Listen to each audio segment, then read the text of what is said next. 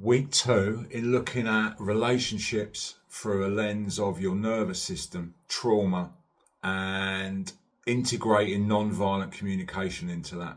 So if you remember last week, we looked at the reactivity versus the reality. So when we get triggered, our nervous system perceives something else is going on, and we react to our nervous system giving us signals that potentially we are being attacked, which the reality of that is just not true. So moving on from that now, we are looking at the reactivity, but also then now starting to take some responsibility for this. This is our responsibility. This is not projecting and blaming other people for how we behave.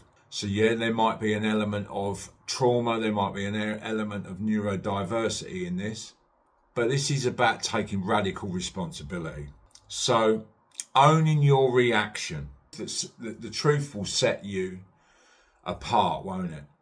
So we want to build self-awareness and interrupt the blame cycles with nervous system literacy. So understanding your own nervous system and then taking responsibility for that.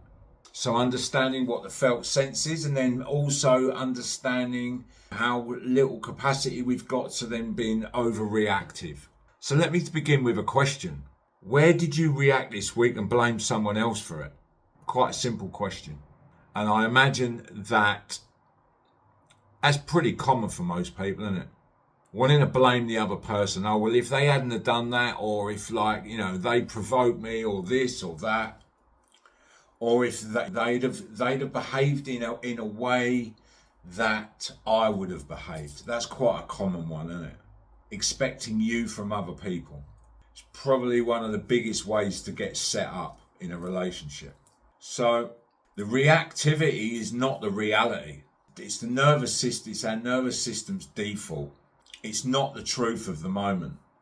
If you remember last week, I gave you that example about me having a dirty pair of trainers underneath the stairs, and I was just about to jump on a call, and I'd just gone downstairs to fill up a water bottle, and she said to me, can I do something about the trainers under the stairs? And I just reacted. I just went under the stairs, picked them up and threw them out into the garden.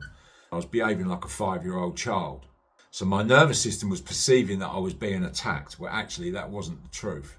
So let's look at the extreme discomfort that we're feeling, the trigger, the old pattern of being dependable. So I spoke a few weeks ago we were talking about edges, and I was exploring about being fiercely independent. So what triggered this for me and what sparked my curiosity was how intense the feeling was around when I felt in a situation with my partner. And the reality of it was that she didn't need me for anything, because she was herself independent, so that she wasn't dependent on me. And for the first time that I might have to be dependent on her. And that's what caused the trigger. So I've gone from being fiercely independent to actually there's an element of dependency on my behalf on her. And that's where my nervous system spiraled, and I went into kind of projecting all sorts of stuff onto her. So if we can start to process this and understand this through our nervous system. So being needed is not the same as being loved. In the past, my relationships have needed me for whatever, some kind of maybe financial dependence, being a provider, etc. That's not the same as being loved. Being loved unconditionally for who you are. And yet I find myself in a situation now, even after I've uncovered so much over the last 10 years around, done a lot of work on myself, neurodiverse, etc., etc., etc. There is still that amount of love and care, which is unconditional, which is different. So reactivity is shaped by capacity, not character. This is not a character flaw, this is a capacity flaw. You haven't got enough capacity. Your bandwidth is really small, so therefore your nervous system perceives this as you are being attacked. So therefore you react. You don't choose the first impulse, you choose what you do next. So impulses and thoughts, you have no control over what impulses you experience and what thoughts you have. But you do have a choice in what you do next. So if you respond to those impulses or give in to those impulses or latch hold of those thoughts and make sense of them, you are choosing to do that. Most of your conflict is not about the other person. It's about your lack of capacity. So the visual metaphor that I've been trying to use over the last few weeks is around the smoke alarm. The smoke alarm being your body. So listening to your body, not fire. So you've burnt the toast. No need to call the fire brigade. So like that would be you're calling the fire brigade every time you get an intense physical, emotional sensation. Actually, that's not true. We are not under threat here. There's no need to call the fire brigade. Let that sink in a bit. So where did you misread the tone, the body language, your intent this week? Was it a tone of voice? Was it the body language? What was it? Facial expression? How would you show up differently if your nervous system felt safe? Would there be a deeper connection? Question for you to journal on. Where do I react before I reflect? Is there a pattern that comes up for you? What physical signals do I ignore until I explode? This is where you want to start to pay attention now. In what are you experiencing? Physiologically, sensationally. What expectations do I place on others that they never agreed to? I had this conversation today with somebody. They're not even aware of these unmet expectations that you're placing on them. You're expecting them to behave in a certain way, and you've not even had a conversation about it. Think about that. You're setting this person up to fail every single time. So I have a few journal prompts for you. It's an invitation for you to do something with this. If you watch this video and don't action anything out of it, all you've got is information. However you are receiving this, all you've got is information. So my invitation to you is, this week someone triggered me. Here's what actually happened. Here's what I made it mean. And here's what I needed. So use this framework. Observation. What happened? Feeling. How did I feel? What did I need? And then the request is, what would I have liked to ask for? What did you want? So whenever you get triggered, what actually happened? Fact. What was the meaning that you made of it? And then after that, what was needed? So if I give you the example of the trainers, what actually happened was my partner asked me to move some trainers out from underneath the stairs. That was it, because they stunk. That was it. So then what did I make it mean? That I was being attacked. She should have waited, known that I was just about to jump on a call.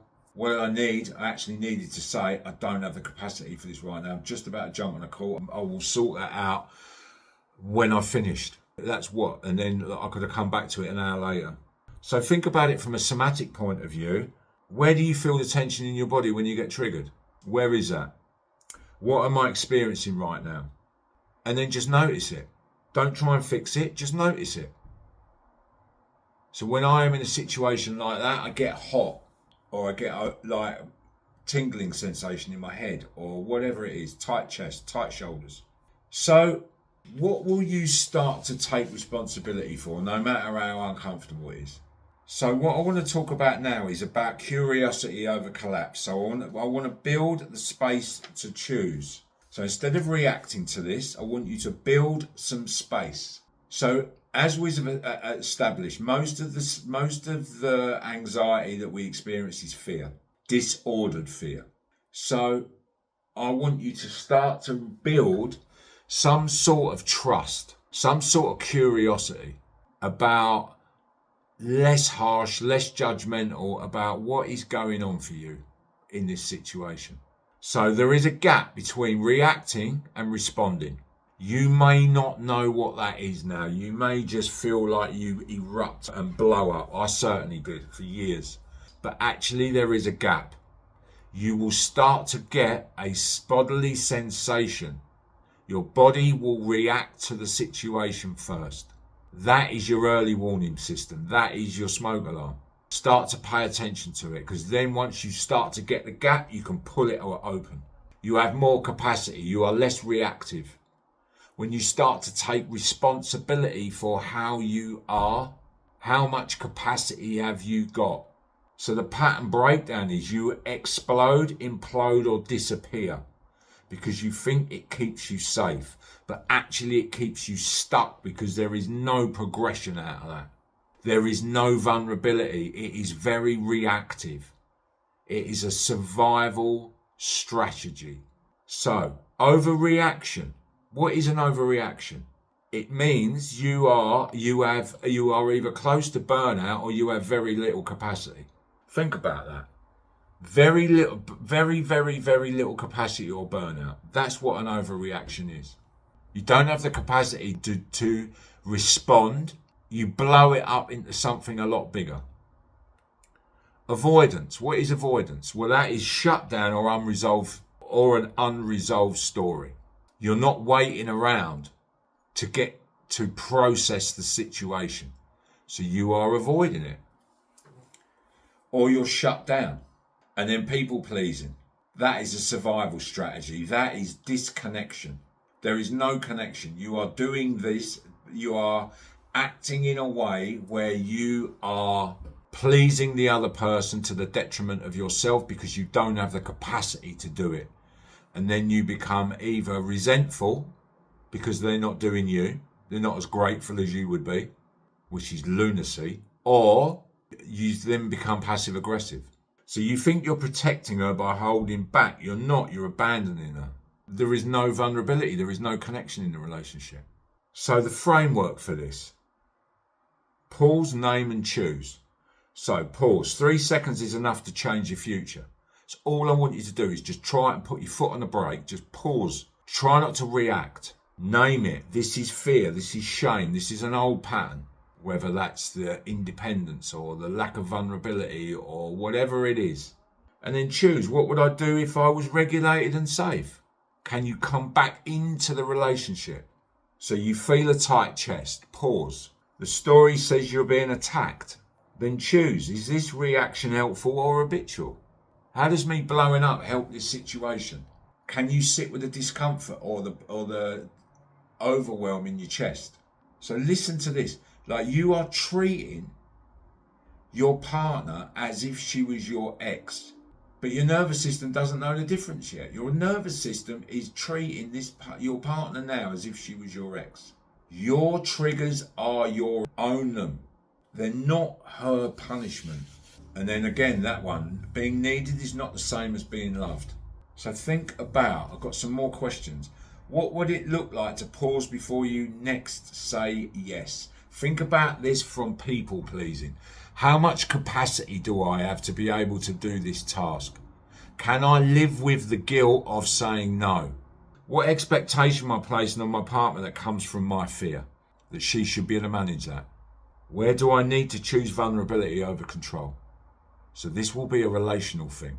So ask yourself the question, is this from safety or urgency? How much capacity do I have? So what are you willing to commit to this week? Where is your micro commitment in this? Where will you pause, get curious and choose differently? If you get pulled into one of these, can you journal on it? If not, message me. Can you process it after the fact? Can you notice when you've got triggered? And ask yourself the question, what was the reality in that situation? What was my nervous system telling me and what was the reality of it? Cheers.